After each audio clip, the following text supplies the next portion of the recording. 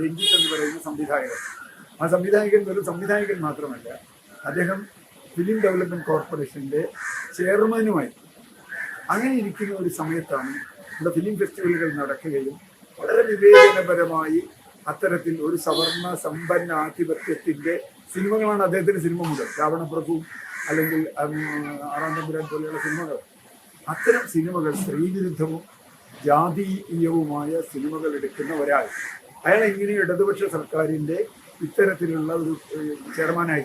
അതിന് അദ്ദേഹം പറയുന്നത് 1976-77 മുതൽ ഞാൻ SFI ആണ് എന്നാണ്.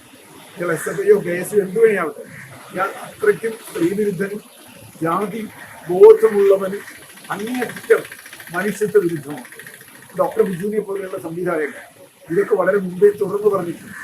അന്നൊക്കെ ഇയാളെ സംരക്ഷിച്ചത് ഇവിടെ സിനിമയുടെ സെലക്ഷനിലൊക്കെയാണ് അത് ബന്ധപ്പെട്ട് വന്നത്. ഡോക്ടർ ബിജു ഒക്കെ ഏറ്റവും മനുഷ്യപക്ഷത്തു നിന്ന്, ഏറ്റവും ദരിദ്രപക്ഷത്തു നിന്ന്, അതുപോലെ അടിച്ചമർത്തപ്പെട്ട ഒരു പക്ഷത്തു നിന്ന് സിനിമ എടുക്കുന്ന ആളാണ്. അദ്ദേഹത്തിന് പോലും വലിയ തോതിൽ അവഗണിക്കുന്ന, അന്താരാഷ്ട്ര അവാർഡുകൾ കിട്ടിയിട്ടുള്ള, അന്താരാഷ്ട്ര ഫെസ്റ്റിവലുകളിൽ പ്രവേശനം കിട്ടിയിട്ടുള്ള സിനിമകളാണ് ബിജുവിന്റെ സിനിമകൾ. പക്ഷേ അതൊക്കെ അവഗണിച്ചുകൊണ്ട് ബിജുവിനെ പോലുള്ളൊരു തള്ളുകയും കേവലം ഒരു മാർക്കറ്റ് കമ്പോള സിനിമയിലേക്ക് മാത്രം മാറുകയൊക്കെ ചെയ്ത ഒരു KSFDCയുടെ ചെയർമാനാണ്. ഇയാൾക്ക് പൂർണ്ണമായും സംരക്ഷണം ഇവിടുത്തെ ഭരണകക്ഷിയായിരുന്നു, പാർട്ടിയായിരുന്നു. ഒരു പാർട്ടിയുടെ ആളാണ്. ഒരിക്കൽ ഇയാളെ തെരഞ്ഞെടുപ്പിൽ മത്സരിപ്പിക്കാൻ പോലും പോകും. അത് മാത്രമല്ല, വളരെ കൃത്യമായ ഒരു സംഭവം ഉണ്ടായത് ഇയാൾക്കെതിരെ ഇത് ആദ്യത്തെ പരാതിയാണ്. ഒരു ബംഗാളി സിനിമാ നടി പരാതി കൊടുത്തു, ഒരു പയ്യൻ പരാതി കൊടുത്തു, അതൊക്കെ പിന്നെ മുങ്ങിപ്പോയി. അപ്പൊ ചുരുക്കത്തിൽ ഇയാളെ പൂർണ്ണമായും സംരക്ഷിച്ചു നിർത്തുകയും ഈ സവർണ സമ്പന്ന മാടമ്പിയെ സംരക്ഷിച്ചു നിർത്തുകയും ഒക്കെ ചെയ്തത് ഇവിടുത്തെ ഇടതുപക്ഷം എന്ന് പറയുന്ന പാർട്ടിയാണ്. അവരുടെ മനസ്സാണ്. അതുകൊണ്ട് തന്നെ ഇത്തരത്തിലുള്ള ഇയാൾക്കിപ്പോ എനിക്ക് തോന്നുന്നു തെരഞ്ഞെടുപ്പ് കാലമായതുകൊണ്ട് തെരഞ്ഞെടുപ്പ് കമ്മീഷന്റെ കീഴിലാണ് പോലീസ്.